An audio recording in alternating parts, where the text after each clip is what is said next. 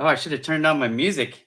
Oh, we missed the music. Hey, Oh man, and I don't have the file he open. doesn't have it queued up. That's fine. That's fine. Yeah, Well, hey, sorry. welcome everyone today. We got Damon Pistolka, Ira Bowman here. Exit Your Way Business Roundtable. We had Jeff Graham was going to talk with us today, and an unfortunate dental incident. He is trying to navigate the dental waters during COVID, which he said it's not any fun, and I just take his word for that. So I don't want to go to the dentist even when everything's good, man. I know. And then you don't want to get that in your mouth specifically. And I was like, hey, that's enough for me, man. I don't even. Yeah, I'm good. Sorry, brother. Get well soon. Yep. So we're gonna take care of it just fine here, and we're rolling out. We're gonna talk a little bit about some sales. We're gonna get maybe get some people commenting in here. I'm sure we're gonna have a few people that are weighing in. Oh, we've got Paula Goodman weighing in already. Oh, Paula. Hey, Paula. Yep. So thanks a lot for being here with us today. But for those of you that didn't know, Ira Bowman's been working with us now for a while. Yeah, a couple months. Started off really, we were using Bowman coaching at that point. Bowman coaching. Started I think early this year or late last year, something like that. That coaching, yeah, that one right there. And because we had identified a long time ago that social media, and not necessarily just any random social media, but LinkedIn was really one of our areas where we wanted to get stronger. Yeah. And being who I am and who Andrew are, we fumbled through it a long time and played with it and learned what we could, but then we knew we needed to really step up our game and get going. And Ira sure helped us to do that. And as we were going along the way, the whole COVID thing kicked in, and this happened, that happened, and we just saw, and we saw that Ira's skills, man, his sales skills, because he doesn't know what I'm going to start talking about, because I was thinking about this. And when you look at people that I believe have a lot of sales skills, they've had to sell in tough industries. And, you were in the print industry, Ira, and that's not like selling, and this is maybe a bad example, but in a medical device field, when you've got a product that's got a technical advantage, and there's real features and benefits that are clear to a specific purpose, it's much different sale than selling a commodity item that many people can offer. And that's really what we saw in you, and I think people that don't understand that just really can't appreciate that. Yeah, it's funny, in the printer sales that I did, it's very technical, and a lot of times people will go in with preconceived notions of what they needed or what they didn't need. Yeah. And I would have to educate them, and sometimes almost, to my own detriment, because it's like, well, you think our business more than I do, and I've been an engineer for an architect or whatever for, decades. And it's like, I don't think I'm smarter than you. I just think that I know the technology that's available, and I've been doing this for 20 years myself. So if you listen to me, I'll show you that this will actually work for you. I had so many testimonies of people who are thankful that they would go through the process. It really is similar to the Exit Your Way process, because a lot of people are like, hey, I just need a broker, and I'm going to get my 1.9 million, or I'm going to get my 7.6 million. And it's like, no. You think you're going to get it, and I know people are telling you you're going to get it, so you believe them because they're yes folks. But the fact is, there's more to it than just a number. There's a process that you've got to go to. And printer sales, and as it turns out, selling a business, the Exit Your Way style, or the strategy that we employ, very similar. So yeah, I'm excited to be on the team. We got along very well in our coaching sessions, and you guys are sharp. And I think the biggest thing for me through all that was just realizing that we could have a conversation. Not everybody's on the same page, but we could talk about it, strategize, figure out a plan. You guys could implement it. And then there was results, and that happened over time. So it wasn't just like, it sounds good. It's like, well, no, it does have to sound good, I guess, but it has to work. Most importantly, if it doesn't work, then, we're not here to entertain ourselves. It's called work, right? So Yeah. Yeah. Well, yeah, it's in the end, as you know, now being around more, and we really have to focus on results. And we were talking about before we got on here, results with marketing, results with sales consulting, or whatever you're doing. You got to see results, otherwise it's why you're doing it. there are KPIs, right? And for those of you who Yeah. don't know that, key performance indicators, if you don't know your own KPI, then you probably haven't been in business that long. But most people do. You need to pay attention to that data, right? So don't get lost. And I think this is what happens. I call them oh, my mind just went like vanity metrics. Sorry.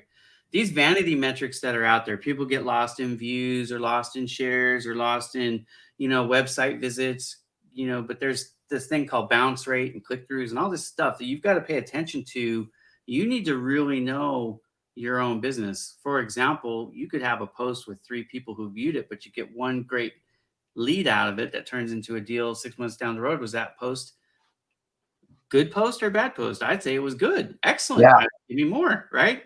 Yeah. So just because you get 20,000 views on a post in an hour, just like I had earlier today, I didn't get any business out of it. So was that a good post or not?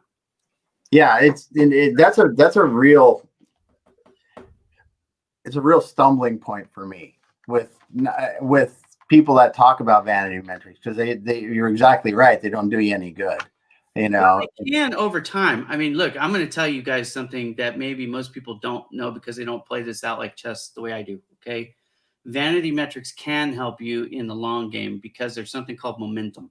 So Yeah. if you're making posts every single time that always bomb, I'm talking very few, interactions, engagements, and views, your message is never going to carry. So you do need some of these posts that go large, but it needs to be mixed in with posts that are effective. So you have a strategy that's more than just checkers move, one spot in front of you. You've got to be thinking like when I wrestled in high school, I was thinking about 5 or 6 moves down the road. I was trying to set you up to do this so I could do that. So you would do this so I could do that. So you would do this so I could pin you. That's what I was trying to do 6 moves ahead. And the people that were just reacting to what I was doing, they were lost. They lost before we even started because they were just playing, reactionary. Yeah. So if your social media, if your marketing, if your sales strategies are just reactionary to what is in front of you at the moment, and a lot of people, frankly, with the pandemic, that's where they're at. Yeah. And you don't have to be. This is where Exit Your Way. You bring us in. And what do? We bring our team of experts, 30 or so different people on the team that are expert at different things. I'm not the answer for everything Exit Your Way does. You're not the answer for everything Exit Your Way does. And frankly, none of us are. It's the team of experts that make it so good. So then you're relying on the experts to do what they're best at so that you can do what you're best at. That was my post this morning. Like instead of wasting your time as a business owner trying to manage 7 different social media pages for your company, which you're not good at, frankly. Yeah. You should hire somebody like Bowman Digital Media through Exit Your Way to do for you. Why? Because you'll get more results out of those efforts and you'll free yourself up to do what you're really good at. Your profits will go up. So you'll make greater gains in both the social media space and in your workspace at the same time. Yes, it will cost you a little bit of money, but the opportunity cost is so much greater to keep pounding your head against a door you're never going to understand because this isn't your deal, dude. We can't all be experts of everything, right? Yeah. Jack of all trades, master of none. Well, that's silly. In business, you should really dig into what you're the best at and let the experts outsource, frankly, outsource the things that you're not as good at. I don't do my own books. You know why? And I went to college. I went to San Jose State in business. I'm actually good at math and I'm good at accounting, but I don't do my own books. It's not my expertise. And frankly, I'm not passionate about it either. So hopefully that doesn't offend anybody, but it does make them a little uncomfortable because I want you to grow. I want you to get better. Yeah. And Ron said something that was funny. I had to put it on there for the, pandemic added 100 million coaches overnight, or they got on LinkedIn, they got coaching skills overnight. It's like, that's one of the things that you do. Show me you're good. Don't tell me you're good. I don't care about the piece of paper that you paid for that says you're a certified coach. That is irrelevant to me. Show Yeah. me that you can get a post to hit 100,000 views, or show me that you have 100,000 followers, or show me you can build a business page that gets a significant following, like Project Help You Grow. That one right there. That is a philanthropy website with no employees, just myself. It's been around for 2 years and I have 19,000 followers on it. So if your business that does millions of dollars a year and has 50 to 100 employees has 500 or less followers, you probably should hire somebody like me who did something like that, right? To Yeah. manage your page for you. That's what I'm talking about. Yeah. Even Bowman Digital Media, which is, sorry, that one, my newest business page has over 1,100 followers in the first 60 days. Yeah. Okay. So don't tell me you're good. I don't care what the coach says. Let's see some actual evidence. If Yeah. I'm going to invest in you, I want you to show me your credibility. I want you to prove it. Don't tell me, show me.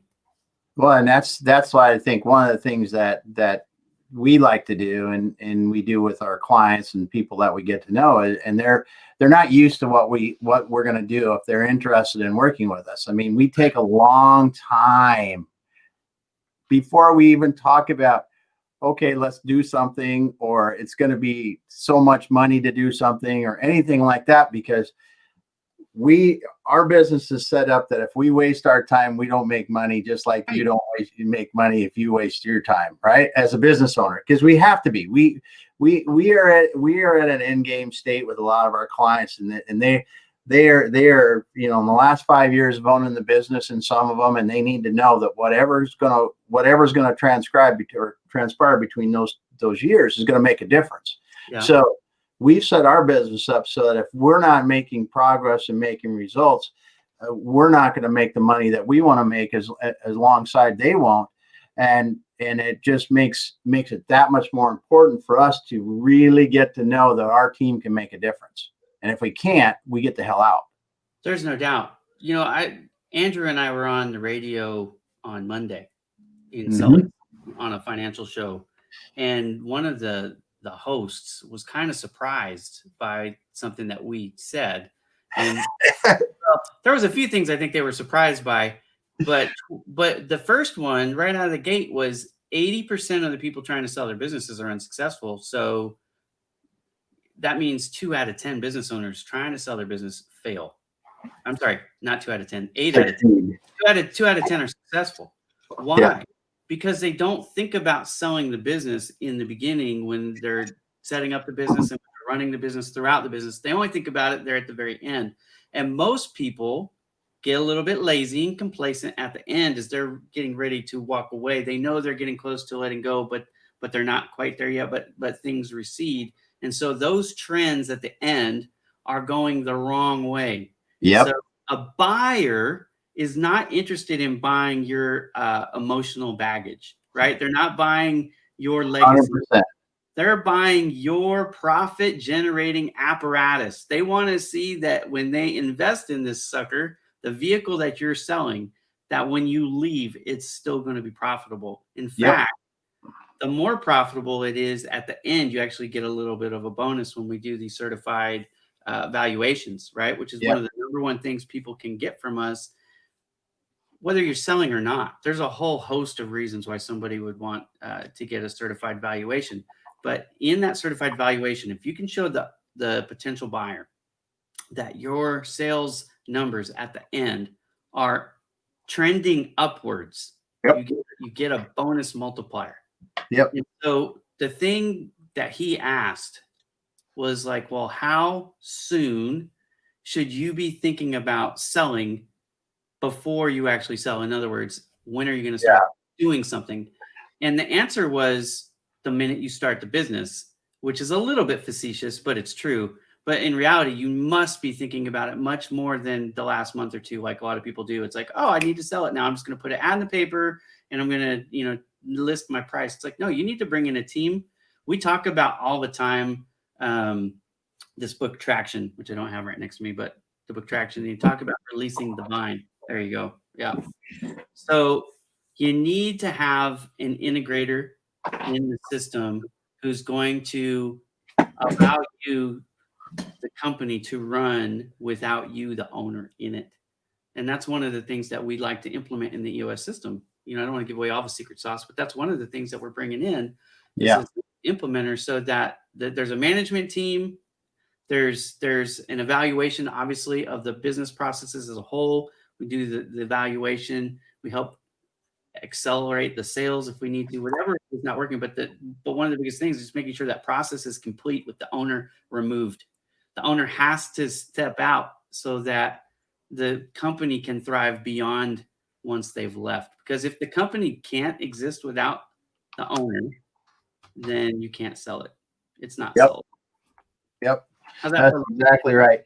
And then you know, because and Ron asked a question about here, and I'll put it up here because it's really relevant in this, and he's with personal branding. Many make themselves the business, you know, and does it hamper the scale and exit? And I think it can, or it doesn't have to, depending upon how you take the approach. You know, with you, Ira, and having Bowman Digital Media, as long as you can scale and you're going to be involved in the business, it can work either way, as long as when you get to the end that you are not the reason the business is successful. When you get to the end, if you're still the brains and the heart of the business, it's worth very little when you're gone. Well, you can build the business. Here would be a perfect example for you, Ron. Like, let's say this, you're roncraig.com. Okay. If you're roncraig.com and everybody's only connecting you because you're Ron Craig, in the beginning, that's actually okay. But the main thing that you didn't think about when you set up your name, if it's roncraig.com, is what happens when you do want to get out, because not many people are going to want to buy roncraig.com. You understand what I'm saying? Even if Yep. it was billgates.com, he'd have trouble. So you want to set up the name. You want to try to set stuff up so that when somebody else sells, you know, when somebody else goes to buy it, they don't have to change it. Because if you have to change the name when you buy it, what are you then buying really is just you're buying the customer base, and the customer Yeah. base may or may not follow when you leave. Yeah. So for scalability's sake, let's talk about Bowman Digital Media for a second. Okay. So I do a couple different things in Bowman Digital Media. I make videos and I make graphics. People know that. I help with social media management of sites. People know that. And I make websites, right? I create websites. Now, any of those things I can actually source. Okay. I can start as I get more and more orders. I can bring in assistants. Now, I can still be the face of the company and do sales, but guess what? Eventually, I can bring in a sales manager too. I can Yep. bring in a sales team. So it can be scalable. The thing that I've hamstrung myself with Bowman Digital Media is, again, somebody might not want to run Bowman Digital Media, but here's the thing. You might notice in my logo, it's BDM already, right?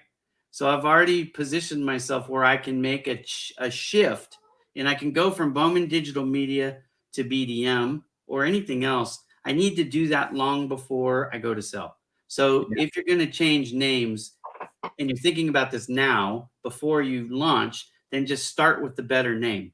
Yeah. But if you've already launched, and I have a friend, everybody knows, I could name drop, but I won't. Everybody on the show knows her, right? She has a website. That's her name.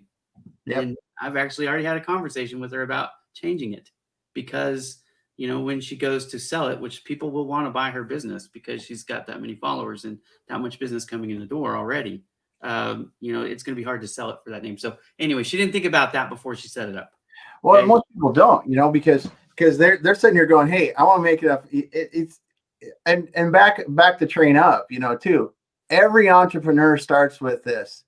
I think I can make money doing this. Right. And then it's like, and hopefully I can make enough money to make the salary that I was before or whatever you're trying to replace. They don't Right. think about 20 years down the You're road just or trying to 50 make years. ends meet. Yeah. They're Yeah. just like, hey, I want to make a living and I don't want to do that. And that's just like, you know, so it's easy sometimes for us to say that, but it's very common. So Yeah. people definitely overcome it, and you can, like you said, by being able to scale by doing it. Can I be blunt? Yes. I think that's why, you know, most entrepreneurs fail the first couple times they are out of the gate. Yep. There are so many lessons that need to be learned as you're coming out, and you're probably insecure. Hey, I just hope I can make ends meet. I get that. I talk to people like that bootstrap. My clients are doing that stuff all the time. I actually am super impressed. Every single person who reaches out to me, whether they end up using my services or not, most of the people I deal with are bootstrapped entrepreneurs, solopreneurs, right? They have no money. They really don't have much. They have an idea or a talent that's commodable. They can make a living with it, but they're really kind of just figuring this stuff out. So when they reach out to me, the reason why I'm impressed is because they have already realized the number one thing that you have to realize to be successful is you can't do it all yourself. I don't care if you're a solopreneur or not. You need help, right? Because if you say you can, I'll say, really? So you can generate your own power and you can run your own phone line and internet and all that stuff. No, you need somebody to make your car and build your house and all that stuff. You buy those things. You don't think about that's you're sourcing that part out, but you are. I don't look, I'm connected to you via the internet. I've got a video camera. I didn't make that video camera. I didn't Mhm. pipe in the power or the internet. You know what I mean? I'm buying those things. Yeah. So once you get past that thick skull of yours that you think, oh, okay, I'm gonna do this on my own, right? Stop that. And you open up to the fact that you need help. I'm impressed because now you're in a place where you really can succeed.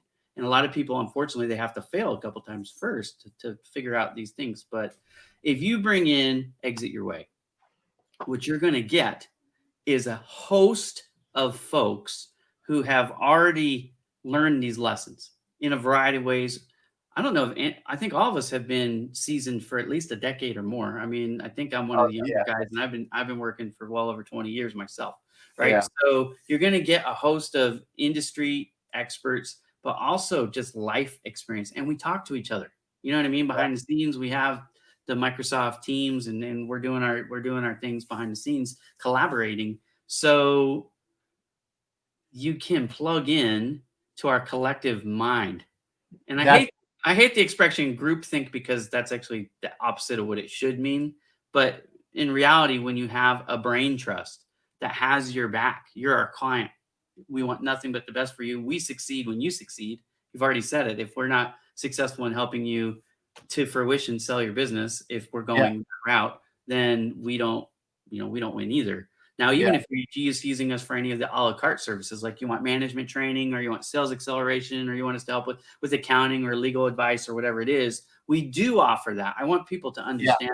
Like if you're 27 and you need a certified valuation or you're, 46 and your sales are slumping and you just want to fix that up, or you have a Yeah. website but your e-commerce site isn't, it's not working and you want us to fix that. Well, we have a guy who Yeah. does that. You know what I mean? So we can help Well, you in a variety of ways. But anyways, any of our clients, whether it's a la carte service or an actual sale customer that we're going to sell the business for, we're going to put our heads together for you and do the best we can for you, whether you're paying us for that particular service or not, if that makes sense, because we really do become friends with our clients and their vested interest becomes our vested interest. So well, yeah, you have to. I mean, because realistically, what we're trying to do is in a client that we're working on a an a la carte thing where we're helping them grow their sales or something like that, or we're trying to create and increase the business value. It's all about getting to the goals, and you don't get to the goals by putting your blinders on. And that's one of the things that you got to eyes wide open and multiple. Yeah, exactly. Exactly. Because we have hear no evil, see no evil. people will think it's funny sometimes because we have multiple people on a call, every single call. There will Yeah. be very, very few calls other than a networking call. If you and I were just talking about networking or something that we'll only have one person on. Right. And what we found is that if Ira and I are on the call together, Ira will hear different things that will gloss and go right through my mind, and I won't even think a millisecond about them, but they're key to what we're talking about. Or you find little nuances in, hey, if we did this, we would be able to do that, and it would improve what we do. That whole group thinking or team thinking, like you're mentioning, is so powerful, and we actually teach that to our clients too, because it is that powerful when we're working together with clients. And and then again, everything rolls back to KPIs too. But the group working together is really the way that it makes it different. And quite honestly, it's just better solutions. Yeah. There's no Better. doubt. There's no doubt. Look, two heads are better than one almost every single time. I mean, you could have certainly, an Einstein type brain out there, but for the most part, I would take the collective group experience and brain trust over an individual, if for nothing else than the diversity. So, like, somebody gets sick, or you're just overwhelmed, you're overtaxed. Because, like, right now, I mean, I've got another 6 or 7 hours worth of work I need to do today. I mean, Yeah. it's 3:30. That'll put me at 10:30 tonight. I worked till midnight last night. You know what I mean? It's like I'm one guy right now at Bowman Digital Media, and I do need to start sourcing, and so I need to take more of my own advice. Yeah. But Yeah. if you have a multiplicity of folks that you can lean on, not only will you probably get better advice, you'll probably get it faster, more Yep. efficiently, and your customers won't be waiting for you who are dragging behind to get that stuff too. I mean, there's just so many benefits to sourcing or using a team to help you accomplish your tasks and your goals, especially if it's not your primary area of expertise, right? So, Yeah. like, if we were shooting basketballs, and I'm standing next to Michael Jordan, I'd be a fool to, take any of those shots. I'm gonna let him take those shots. Not LeBron James, Andrew Cross, Michael Jordan, just so we Yeah. got that clear. Yeah. But but if LeBron was standing next to me, I'd let him take the shots too. Yeah. But anyways, but the fact is, if I needed to do some business accounting and it's me and Michael Jordan and LeBron James, I'm probably going to field that. You know what I mean? Certainly, if I need to build a website, I'm going to do that. You know what I mean? You're going to use the player that makes the most sense on your team if you're smart. Well, and that's what people sometimes get question or have questions about. How can you a la carte do all this stuff a la carte, right? And it's because first of all, get to know us and get Yeah. to know the amount of networking that I, Damon, and Andrew, and everyone else that we work with do on a daily, weekly, monthly basis. Because it's probably take your normal business owner and then multiply it times 100. I don't know. We do a lot. Visit Just to vet out the website too. I mean, you can see our team, right? We advertise Yeah. our team on our website. Yeah, yeah, and that's part of our team, really, when you look at it. And we've got a lot more people we can draw upon when we need to, and specialists, because as we said, that pre-vetting, working with those people enough to really understand their skills, so that if you have a business that I'm making, shoes for dinosaurs, I don't care what it is. I know somebody that probably has made shoes for dinosaurs before and solved that problem. So what am I do? And it comes back again to having a big network. I go out and find in my network people I know that have done that before, and we bring the specific skilled resources to the situation, and that's how we do these things. Like not many do. I tell people that that's one of the similarities between Exit Your Way and the print business that most people don't even understand happens, and it happens every single day. When you order your business cards and your postcards and your banners and your vehicle wraps and your wallpaper, and you fill in the blank form, your printer, whoever that is, God love them, it should be coming to me, by the way. I'll help you get a better price. I can give you an anecdotal example of that actually in a second, because it was a lot of fun. But anyways, most of them are sourcing some of Yes. them. They have some of the equipment, and they're doing some of the printing almost for sure. Although there are some that just completely outsource everything, right? So there are those too, but most of them, like a broker, but most of them have some print equipment. And so they'll do some, but they have trusted source partners that they've developed over the years to have different equipment, and everybody runs their equipment the most efficiently way they can. If you have all those different devices, it's really hard unless you have like 200 or 300 employees. And I did work in Texas. I worked for a company, Thomas Printworks. We had a couple different plants in Texas that had 100,000 square feet facilities, and we had hundreds of employees. So we were able to actually do most of the work ourselves. But even still, we sourced some of it. But you're printing on direct metal or plastic, you're printing on cloth, you're sewing stuff. There's all these different die cuts and laser cuts and heat welds. And I mean, trust me, I could fill this whole show with what I know about printing, and we wouldn't have enough time. The fact is, you work with outsourced partners who you know can get the job done and exit your way. We do the same thing. Somebody, Yeah. hey, you know, Yeah. whatever. That's how I came onto the team. And in full disclosure, that's how I'm on the team. I'm a Yeah. consultant. I'm Yeah. not an employee of Exit Your Way, right? I mean, I work with you as a consultant. Yeah. But When you look at it too, the print industry is very similar to even when I was in the aerospace industry years ago. It's the same thing. You might have a skill that's machining yeah, or powder coating or whatever the heck it is for the industry, but then this component gets done in your place of business, and right. it goes to another one, another one comes back around to you and do something else, and then it's ready to go to where it needs to be. And I worked with the print equipment for Toyota Motors North America and several of the plants. And the Toyota, uh, gosh, I can't remember now what it's called. Anyways, it was the sedan. One of their sedans was one of the most worked on cars, produced cars put together in the United States, because most of their factories are here except for the Lexuses. The Lexuses were all still made in Japan. yep, But the fact is, most people, if you ask them, where's that car built? They're going to say, oh, that's made in Japan. It's like, no, dude, you know where that was made? That was made in Kentucky, or yeah, that was made in West Virginia, or that was made in California, depending on where, right? And Honda, I think the Honda Civic was the only car, it might still be, but it was the only car that was 100% made in the United States. And if you ask people, where's the Honda made? Oh, it's made in Japan. No, dude, no, it's not. And this is what really happens now. What you're just saying in the engineering space is that people have their components that they build, and then it's put together, and it's and it's assembled basically in a different spot, usually because that's their specialty, is the assembly. I have a new client, actually. It's called California Grown Hemp, and they have 12 farms all throughout California.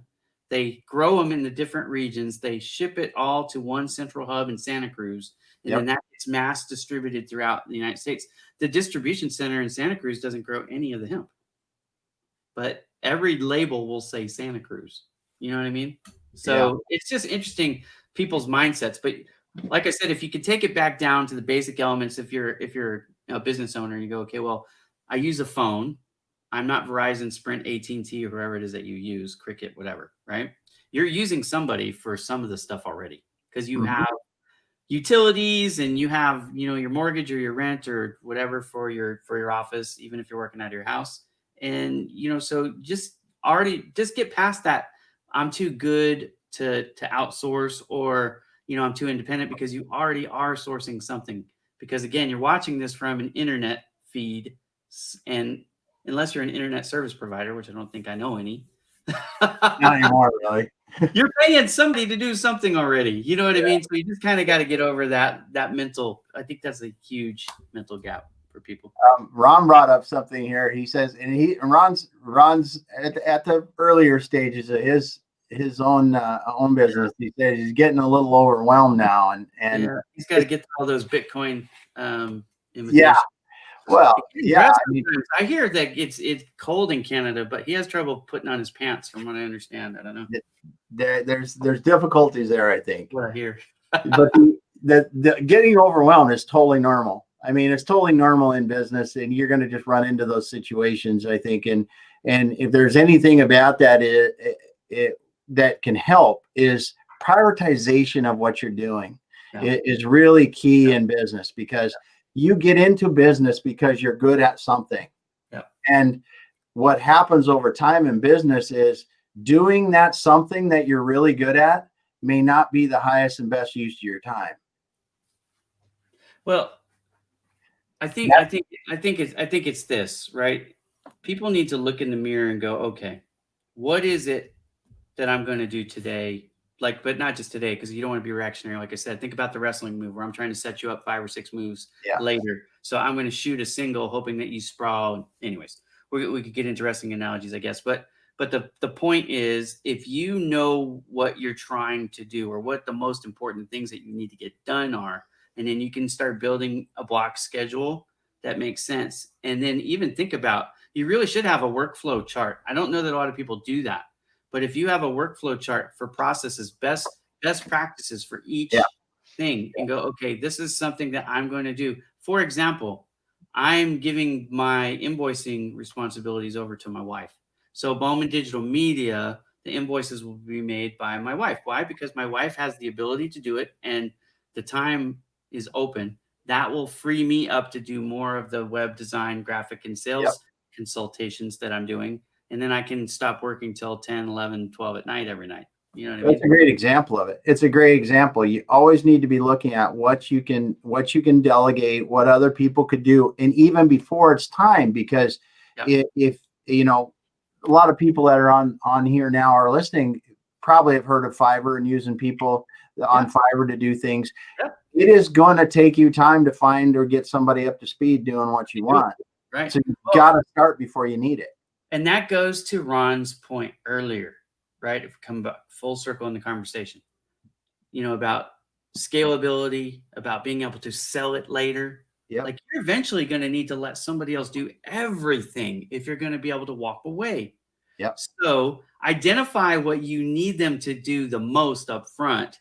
So as maybe in the very beginning, you're going to do everything because you can't really afford to hire it out and you have excess time. Okay, so there's no time crunch. You have an excess of available time because you don't have a lot of clients. Okay, I get it. Now you're going to do Yep. everything. But as the time becomes a crunch and you only get, so much time in the day to work, and everybody has a different pain threshold for all these different things. How much they can afford to spend, how much time they can invest personally, what their work level is. Like I personally can work 20 hours a day 7 days a week for years and not be burnt out. I've done it before. So I have broad shoulders in that respect, but not everybody can do that. You have to know your limitations. But if you Yeah. take a true stock of your resources and of your capabilities, and then you think about, okay, these are the things like I could do my books for a while and I did, but now, I have somebody else doing the books. Okay, great. So the books are being handled by somebody else. Now, what's next? Well, for me, what's next is going to be some of these graphic designs and website designs because I Yep. can go to Fiverr. I can go to some. Look, I get I get 50 or more emails every day from graphic people saying, Yeah. "Hey, I'll do your work a lot cheaper than you're charging. You can market, you know what I mean, and make money." And that's great. And so then when that starts to happen, I was still oversight, right? Yeah. I'll still keep oversight, but some of that work is not going to be done by me. That's the plan. I'm not telling you that might happen. I'm telling you that will happen. And eventually I'm going to bring in, like we talked about, I'm going to bring in sales. I've been doing sales forever. I'm really good at sales. Some would say that's my best skill set. But the fact is, again, I'm not going to work forever. And so I need to let that go. And so if you guys do that, or if you think about that, even if you're starting your business now, maybe Hmm. that'll help take some of the pressure off too, where you can go, okay, I'm not in this alone. Yeah. Because I think that's where most of us, if we're truly honest, most of us self-sabotage ourselves because we're insecure and we're overwhelmed. And if you will just give yourself that mental freedom, like, okay, I cannot possibly do all this by myself. It's okay. I'm going to do the best I can. You're going to manage, you're going to steer the ship. And you might even want to consider bringing somebody in who's really good at business. Their skill is administration. Find somebody like that. They call them office managers in a lot of places. Yeah. We call them integrators, but you can do Yep. you can have that too. Anything that you're not good at, you can find somebody to help you with. Definitely, definitely. And Ron brings it up well here. It's delegation's a hard skill to acquire and master, and another thing that he talks about here, they put it on the screen quick. It's yeah, it's never going to get done like you do it. It never will. And But you know what? I'm what's gonna, that? I'm gonna tell you, sometimes that's actually a good thing It is. because I was sometimes just going to say that you can because learn. we all inherently there's always people that are getting better at what they do, and it may not be you when you're really busy and other things like that. I think it is yeah it may not get like done exactly like you want in the beginning, but if it's the right people and the right resources, it will get done really well as you go along. But Well, go ahead. sometimes it's a simplification too. Yeah. I'm gonna give you a real world example, okay? Because I'm kind of a nerd. I think most people know that. So I love to study things out and have all my facts and figures, and that's me. I hired a person in San Antonio to work for me, and the person was not really detail oriented and not a studier, and I was a little bit nervous. I'm like, okay, I don't know how this is going to go because we work in a technical world. So I was nervous, but he interviewed well. He had experience and stuff. So I hired him. And anyways, he came on, and I'm gonna tell you what, he didn't focus on what he wasn't good at. He focused on what he was good at, and that was rapport. He could walk into a room and talk to anybody about anything. And it wasn't just that he could talk to them, like he would capture their attention. Well, he was successful. And you know what he did? Super smart. He's like, they got technical issues. Ira, because I was manager, come on with me. You can answer those technical questions. You can look smart. Perfect. So he was puffing me up. And he was making sales, and he didn't have to do all that technical stuff. And I learned, wow, I can hire more people now because now I know it works. It was something that I didn't know would work. I wanted it to work. Obviously, I hired the guy, and it did work. So, anyways, sometimes they don't do it your way, and it's okay. You can learn something from them. Yeah. Well, one of the things back again to the book Traction, Ron. Get that book, man. Get the book. You need to get that book. It's like a framework to do it, and if you go through it, it makes it easy. It's not perfect. Come on, baby, get the book. It's not perfect, but it does really talk about delegation and thinking about these things ahead of time. Because I'll tell you what, when you go through that, and there you go, resume writing simplified. Got to get that for Curtis. Got to get Curtis's in there. But when you think about it ahead of time, and you go, okay, this is the next step I'm going to make after this happens. When you do that ahead of time, at least rough, it's not like you're going to get to the step of I'm really, really busy and I know what's got to be the next step. And then I know what the step is after that. Or at least I got an idea. Yeah. And you're thinking ahead. In the book, he breaks it down like this. He says 10 years, 3 years, 1 year. Yeah. And then it's 3 months, and then 1 month and 1 week. So you've always got this progression, but you never get to the 3 years. Because every year, then you go in and you have a meeting and you adjust it for 3 years more. You know what I mean? So, but what's cool about that, it's like navigating one of those huge cruise ships with one of those little tiny rudders. You know where you're going way in advance, and you make the adjustments, And so that book, Traction, really, I think everybody should read it. It's just phenomenal in every way. I was like, yep. It's super smart. It is good.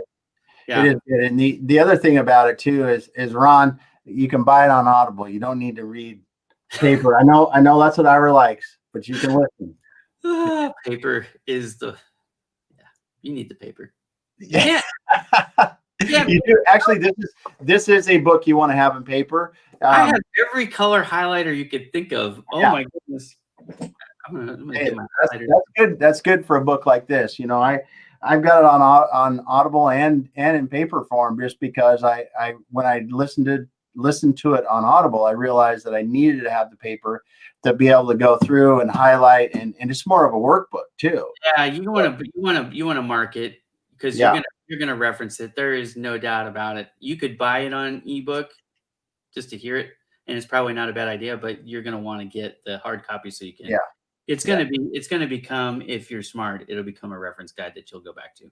Yeah. I plan on reading it again. I just finished it, I don't know, 2 weeks ago. And I haven't put it away yet. Usually what I do is when I'm done with the books, they actually go up in my bedroom on my bookshelves, which are like I have all my college books and everything. I literally don't get rid of any of my books. My wife hates it every time we move too. Like, I can't believe it's thousands of dollars to move this crap. Yeah. Yep. Yeah. So it's my security blankie. But anyways, this one I haven't put away because I'm going to read it again. So if you guys want to do a book club with me, get the book. Let me know when you get it. We'll start reading it. We'll do a chapter a day, or whatever pace you guys feel comfortable with, and then we can talk about it. I mean, I think that would be a lot of fun. And it would be. Yeah, it really is a good book. So.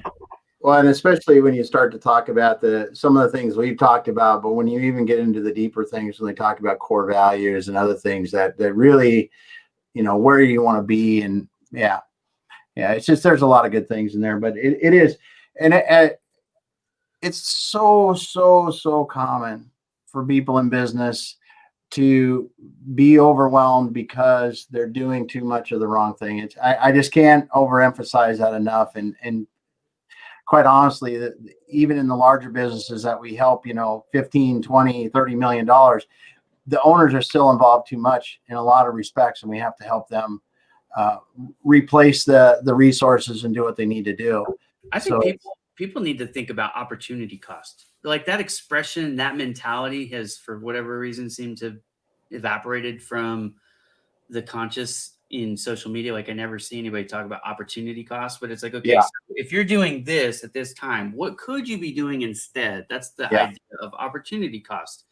And so, yeah, what you're doing now, you might be scraping by. I'll give you a perfect example. I was making those gifts. Well, those gifts were taking me about an hour, to make them. And so I was charging people $100, and I was like, well, okay, if I make, a certain amount of those, basically 100 a month, pay my yep, bills. And, it's short sighted because, yeah, you could do it, but you can't ever get sick. You can't ever, you know what I mean? You got to continually find more people, because once you made them, like I made one for Exit Your Way, you only need the one. It's not like you need me to make 3 for your logo. You know what I mean? yeah. So Well, the opportunity cost of making the gifts long term was yeah, not finding these monthly contracts to manage social media, to do websites, to do sales consults, and these things. So if I had kept on that gift track, I would have never been able to grow the way I'm growing now. Right. My yeah, business shifted gears, like it skipped second gear. It went from first gear to third gear just by getting off of the gifts and focusing on the core, which you were talking about just a second ago, right? My yeah, core talents, and go, okay, these are my core talents. I'm going to focus on that, even at short term losses, because I made a little less money the second month than I made the first month because I didn't have the gift revenue. But then the third month, I started out in the first week, I made more than I made in the second month yep. because I switched the gears. So think about the opportunity cost of whatever it is that is eating your day that you're not good at, that's wasting time, that you're banging your head on and going, okay, why can't I do this better? Why can't I do this faster? You know why? Because you're being stubborn and you're still doing it. So take some friendly advice from Ira. Trust me, I don't mean to be condescending. I'm not trying to offend you in any way. I'm trying to give you some advice that will free your life and most likely help you make more money, which is let somebody else do that stuff that you don't. I don't care if it's the housework. I don't care if it's, washing your car. I don't care if it, whatever it is. You know what I mean? If it, give it to somebody else to do, pay them their fee. If you can't afford their fee, then find somebody who's cheaper. Go to Fiverr. Go, you know what I mean? Like there's all kinds of Well, different ways to. yeah. The and there is one caveat in that, and I always tell people this too: don't pay someone else to do it if that means that you're going to go park your butt in front of the television, Yeah. or you're going to go play. Look, the Yeah, opportunity cost yeah, is so important there. What would you be doing instead of doing yeah, that? Right. So instead of doing the housework, I'm going to be making a video, or I'm going to be building a website, or I'm going to be yeah, doing sales consultation activities for my clients. Okay, now do it. But if you're going to go get on Netflix, then don't do that, stupid. yeah, yeah, I mean, people ask me all the time about TV shows, and I'm like, seriously, do you not pay attention? I have 8 kids. yeah, Look, can you count the logos? yeah, I yeah, got something to do. I yeah, promise you, there's always something to do. So, no, yeah, you're 100%, 1,000% right. If you're gonna goof around on the computer, or you're gonna, not get dressed, I mean, I don't know. yeah, I yeah. don't It's understand that just time. one of those things I always like to see, because some people, you know, you can follow some of these jokers that are on Instagram and stuff that are like, oh god, man, it just makes you want to throw up. It's like okay, they found somebody's fancy car sitting in a parking lot and they're taking some pictures around it, or whatever the hell they do, because that's it's not going to be easy. Because if everyone gets into entrepreneurship and thinks that, okay, I can set my own hours, I'm gonna be able to run, I'm gonna be on this big boat somewhere. Hey, listen, you may be, but you're gonna earn your right to do that. Yeah, And it's gonna come harder than you think, for sure. yeah, Because entrepreneurship, business ownership, is going to humble you. I promise you. Yeah. It is going to humble you. It's humbled me. I can't even tell you how many different ways. But I want to go back to what I said at the very beginning. If you remember how we started this whole conversation, when you go to hire somebody, I want you to get them to show you that they're good at what they say they do before you hire them, Yeah. right? So make sure that you check their credentials. I don't care how many followers they have and stuff to a certain extent. Depends. I mean, if that's what you're trying to do is just build your followers, then yeah, then pay attention to their followers. But look at the people that have referred their work. Go to their website, talk to some people that they've worked with, right? Like dig into it a little bit because especially with coaches, oh my goodness, I just don't even get me started. I didn't Yeah. want to call myself a coach. I didn't get into coaching because I thought, oh, this is the cool thing. I started doing Bowman coaching. Um, my wife wants to speak with you. Great. Uh, about the Bitcoins or the pants. I don't know. But I got into Bowman coaching because so many people were asking me all the time, like, how did you grow? I went from 1,500 people in May of 2018 to 25,000 in December of 18. So in just that 7-month time period, I added 25,000 people, and they were impressed by that. And then in 2019, I added 100,000 followers. And so I was getting so many private conversations about how I was doing it and what they could do that I didn't have time. To our point earlier, evaluate your time sucks, and Yep. now time sucks. So it's like, okay, how can I still do some, but make it work for me? So I started charging, and that's how Bowman Coaching was born. Um, but anyways, the whole point of that, people were coming to me because they saw what I did. They wanted to do the same thing.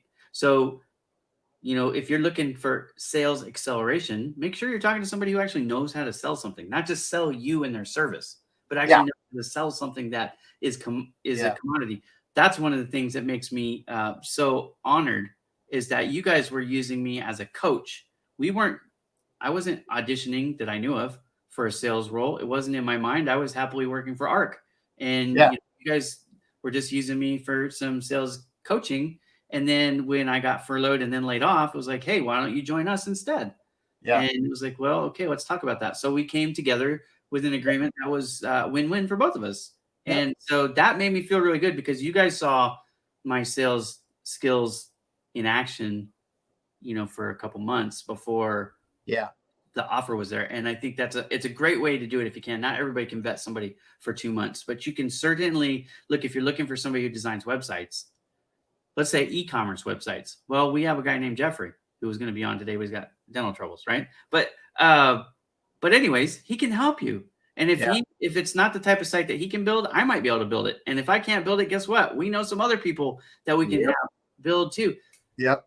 There's an arsenal of experience Yeah.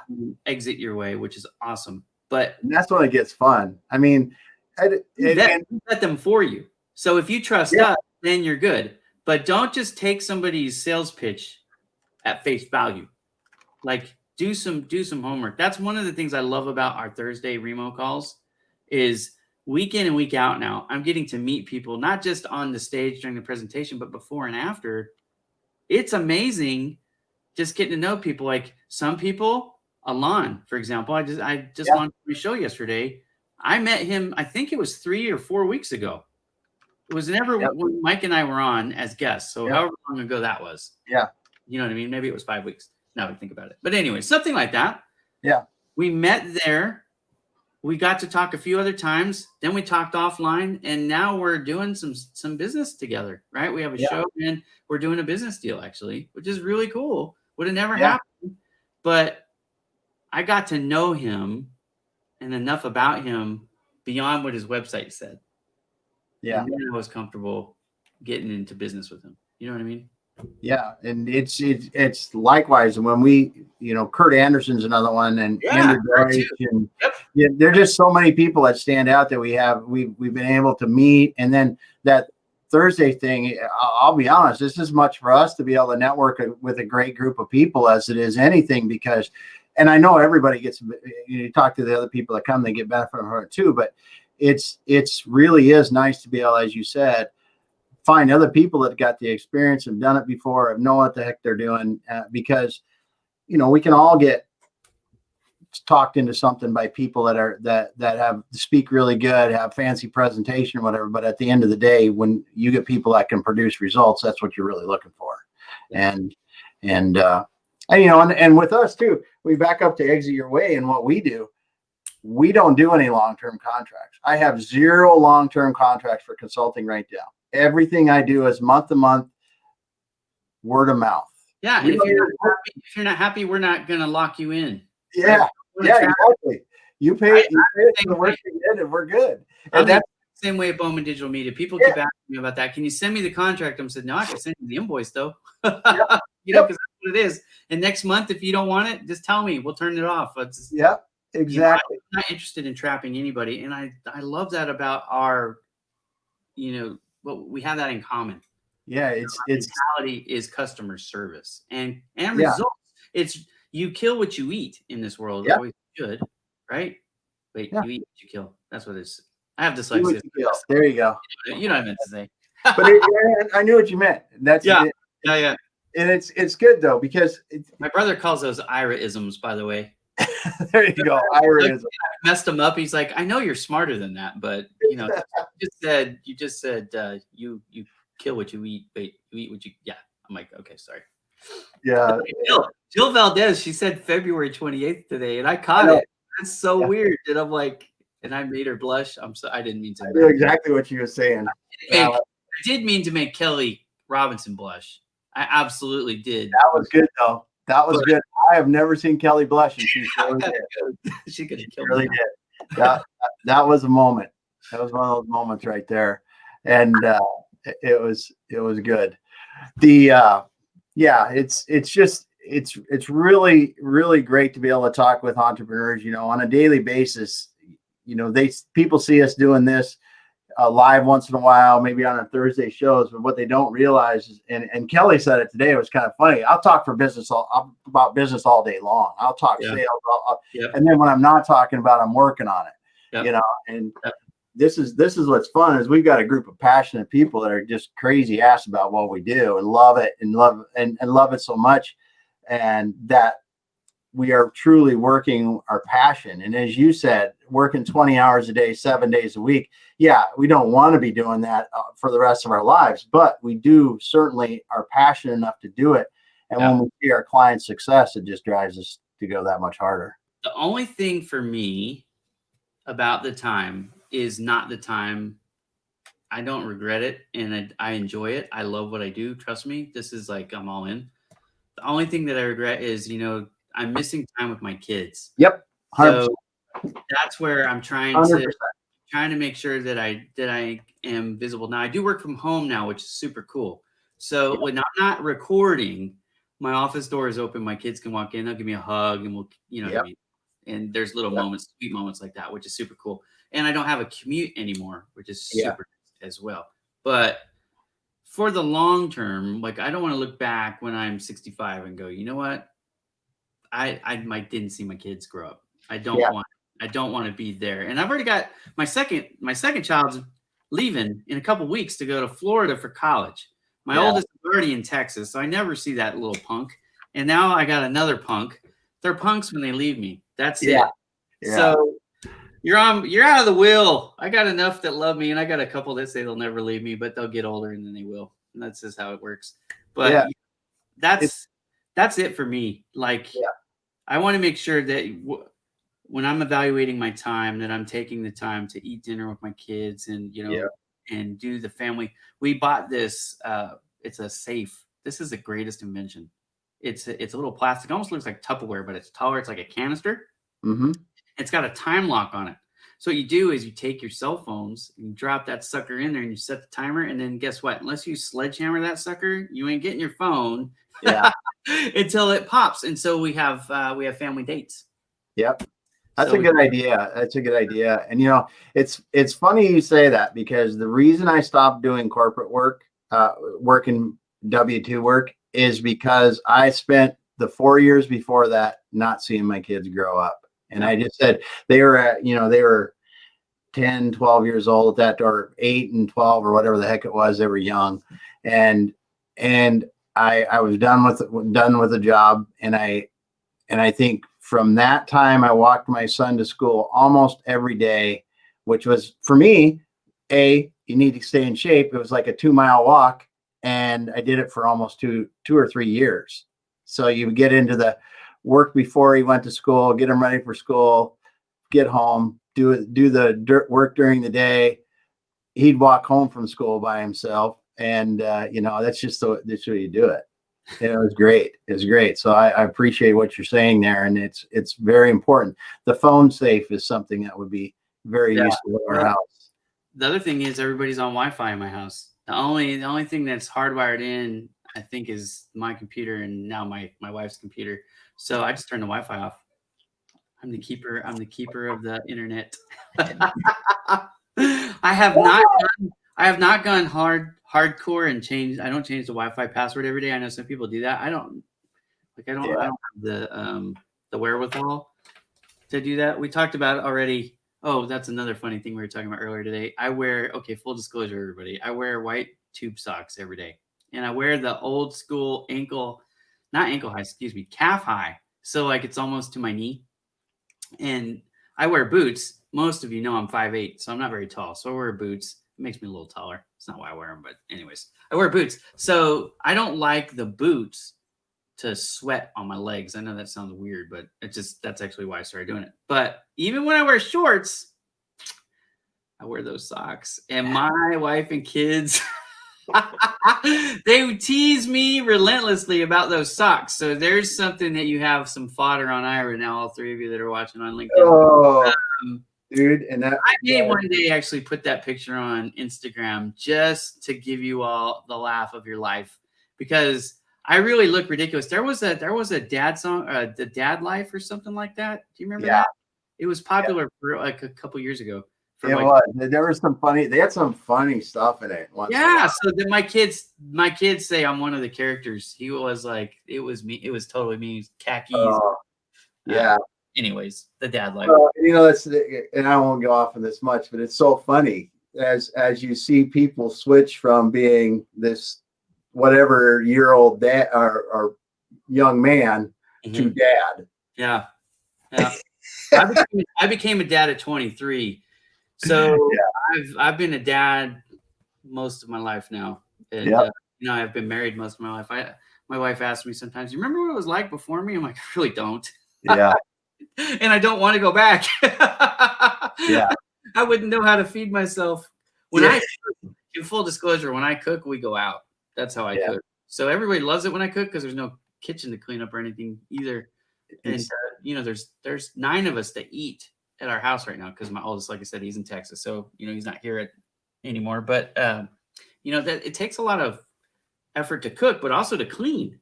Yeah. When we go out to eat, it's cool because then it's like, well, there's 2 hours of our day back. Yeah. So then we sit in front of TV usually more afterward there. Yeah. Well, good. Well, it's been great talking today, Ira. We're a little over an hour here, so I think we're going to wrap it up for today. Yeah. But it's good talking about some of this stuff with people and answering some of the questions with Ron. Ron got himself a new book out of it. Paula, his wife is looking for me to do her tour now. Don't hold your breath because I do live in CA, but it's the CA, the sunny one, the California one, not the CA, the snowpack one. The cold one. I will not be there to do your dishes or vacuum your floors. My wife wishes I would do that stuff here, but I tell her that's what we have all those kids for. So, good stuff. And I do have to say though, I was just catching before we got on here, I was looking at the live that Nick and Paula did.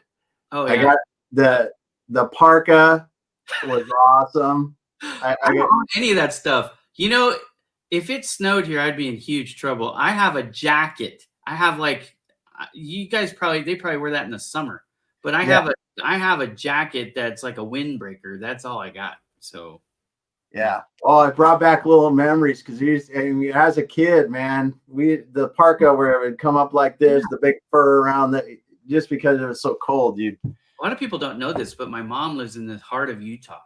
And so as a kid, I oscillated between my dad in Vegas and my mom in Utah. So I grew up, for half my life in the snow.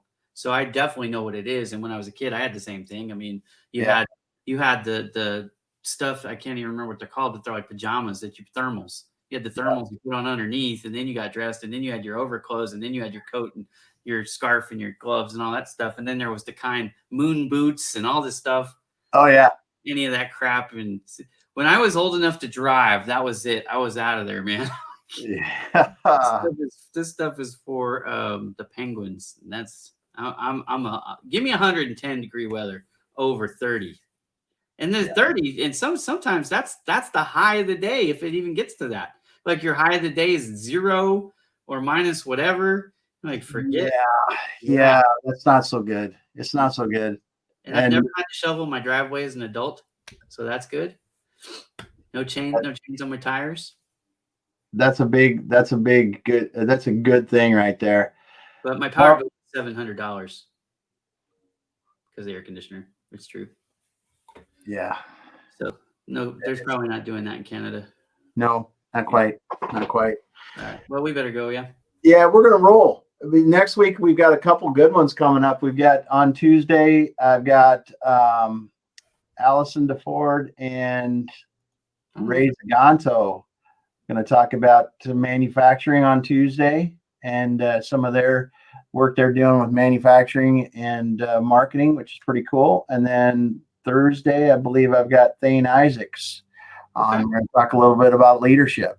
And do we have the 7:30, 10:30? Yeah, we've got the Thursday roundtable going, 7:30 Thursday morning. I haven't quite put the. I'm talking to Coach V tomorrow. I think she's in my mind anyway, scheduled. Oh my gosh, she is so much fun, and she actually she was going to give me a lot of props because I'm drinking water this whole show. So good.